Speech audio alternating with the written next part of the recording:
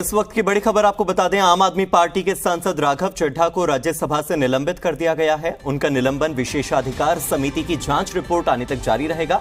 सांसद राघव चड्ढा पर Delhi service bill को लेकर पेश प्रस्ताव में कुछ दूसरे सांसदों के नाम जोड़ने और उनके फर्जी दस्तखत करने के आरोप लगे थे। तो आम आदमी पार्टी के राज्यसभा सांसद राघव चड्ढा की मुश्किलें बढ़ गई हैं। सांसदों के फर्जी हस्ताक्षर के आरोप में राघव चड्ढा को राज्यसभा से निलंबित कर दिया गया है। सस्पेंशन के ऑर्डर्स आ गए हैं, तो अब सस्पेंड हो गए हैं राज्यसभा से राघव चड्ढा। और राज्यसभा की ओर से यह बताया गया है कि निलंबन जांच पूरी होने तक बना रहेगा। आपको बता दें कि कल अधीर रंजन चौधरी को निलंबित किया गया था उनके कहे हुए शब्दों की वजह से, और अब सस्पेंशन है राज्यसभा से सांसद राघव चड्ढा का। मेरे सहयोगी बलराम पांडे जुड़ गए हैं ज्यादा जानकारी के साथ। बलराम, कल अधीर रंजन चौधरी, आज राघव चड्ढा, और राघव चड्ढा को एक ऐसे बिना पर, एक ऐसे आधार पर निलंबित किया गया है जिसे वो खुद स्वीकार तक नहीं रहे हैं।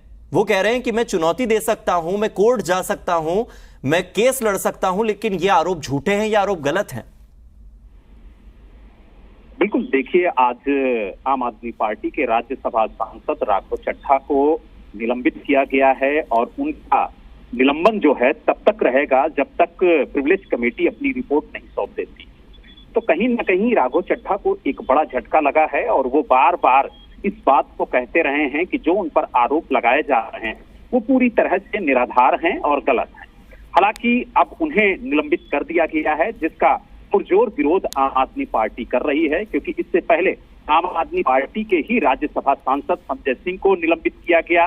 उसके बाद कल आपने देखा होगा कि कांग्रेस के वरिष्ठ नेता और सांसद अधीर रंजन चौधरी को निलंबित किया गया, और आज जिस तरीके से राघव चड्ढा को निलंबित किया गया, तो कहीं ना कहीं अब विपक्ष ये सवाल खड़े कर रहा है कि एक एक करके जो विपक्ष के सांसदों को निलंबित किया जा रहा है वो कहीं ना कहीं गलत है। और आपने देखा होगा कि आज जो विपक्षी दल के सांसद थे उन्होंने एक मार्च भी निकाला था, जिसमें कांग्रेस के वरिष्ठ नेता और लोकसभा सांसद राहुल गांधी भी शामिल थे, साथ ही सोनिया गांधी भी शामिल थी। तो कुल मिला के अब ये जो लड़ाई है वो सड़कों पर भी देखने को मिल सकती है, क्योंकि आम आदमी पार्टी के जो विधायक हैं संजीव झा, उन्होंने कहा है कि अब संविधान को बचाने के लिए सड़कों पर उतरना पड़ेगा, और जिस राघव चड्ढा को निलंबित किया गया है वो कहीं ना कहीं गलत है। उन्होंने ये भी कहा है कि एक तरफ तो प्रिविलेज कमेटी को जांच के लिए ये मामला भेजा गया और दूसरी तरफ उन्हें सजा भी दे दी गई, यानी अभी जांच की रिपोर्ट आई नहीं है। हाँ। और उन्हें निलंबित कर दिया गया और कहा गया कि जब तक प्रिविलेज कमेटी की रिपोर्ट नहीं आएगी तब तक वो निलंबित रहेंगे। हालांकि इस पर जो आरोप लगाए गए हैं वो भी बेबुनियाद है। तो कहीं ना कहीं आम आदमी पार्टी इस मुद्दे को उठाने की कोशिश करेगी और सड़क से लेकर संसद तक इसके खिलाफ आवाज उठाएगी। हालांकि अब ये कहना अभी जल्दबाजी होगा कि कब तक प्रिविलेज कमेटी की रिपोर्ट आएगी, क्योंकि अगले सत्र में आती है या उससे ज्यादा भी वक्त लग सकता है। तो जब तक प्रिविलेज कमेटी की रिपोर्ट नहीं आएगी तब तक वो सदन की कार्यवाही में शामिल नहीं हो सकते हैं। तो ऐसे में कहीं ना कहीं उनके लिए एक बड़ा झटका है, और यही वजह है कि आम आदमी पार्टी इसका पुरजोर विरोध कर रही है। क्योंकि राघव चड्ढा ने भी प्रेस वार्ता करके अपना वीडियो सोशल मीडिया पर शेयर करके ये कहा था कि जो उन पर आरोप लग रहे हैं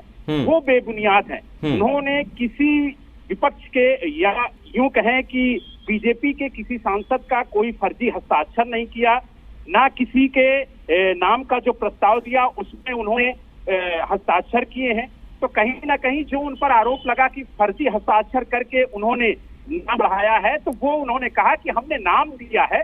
अगर वो नाम किसी को नहीं लगता है कि मेरा नाम होना चाहिए तो वो उसका सदन के अंदर खड़े होकर के विरोध कर सकता था, लेकिन जिस तरीके से उन पर आरोप लगे कि फर्जी हस्ताक्षर करके और उन्होंने उनके नाम की जो सिफारिश है वो की है, वो गलत है और उसका उन्होंने विरोध किया। और उन्होंने ये भी कहा कि इस आरोप के खिलाफ हम सदन से लेकर के सड़क तक और जरूरत पड़ी तो कोर्ट तक लड़ाई लड़ेंगे। लेकिन बलराम, अब यहाँ पर एक टेक्निकल पहलू आप मुझे समझाइए कि जिन 5 सांसदों का ये दावा है कि दिल्ली सेवा विधेयक को उनकी सहमति के बिना सिलेक्ट कमेटी को भेजने के प्रस्ताव पर उनके नाम भी थे, उनके सिग्नेचर भी थे, और ये सिग्नेचर फर्जी राघव चड्ढा ने किए। तो राघव चड्ढा कह रहे हैं कि जब भी सिलेक्ट कमेटी के पास कोई प्रस्ताव भेजा जाता है तो उस पर किसी सांसद को अपने साइन नहीं करने होते। तो ये तो एक बेसिक सा नियम है। या तो राघव चड्ढा को वो नियम पता है, या इन 5 सांसदों को वो नियम पता है। या तो राघव चड्ढा को ये नियम नहीं पता, या फिर इन 5 सांसदों को ये नियम नहीं पता कि प्रस्ताव जब भेजा जाता है सिलेक्ट कमेटी के सामने तो उनके सामने नाम और सिग्नेचर जाते हैं या नहीं जाते हैं। सिंपल सी बात है। देखिए, इसी बात को लेकर के प्रिविलेज कमेटी को ये जांच सौंपी गई है कि आखिर पूरा मामला है क्या और कितनी इस मामले में सच्चाई है। लेकिन कहीं ना कहीं जांच से पहले उनका निलंबन ये सवाल खड़े करता है। ये कहना है आम आदमी पार्टी का। उनका कहना है कि पहले प्रिविलेज कमेटी की रिपोर्ट आ जाने दीजिए, अगर उसमें वो दोषी पाए जाते हैं या उन पर जो आरोप लगाए गए हैं वो सिद्ध होते हैं तब उनके खिलाफ कार्रवाई करिए।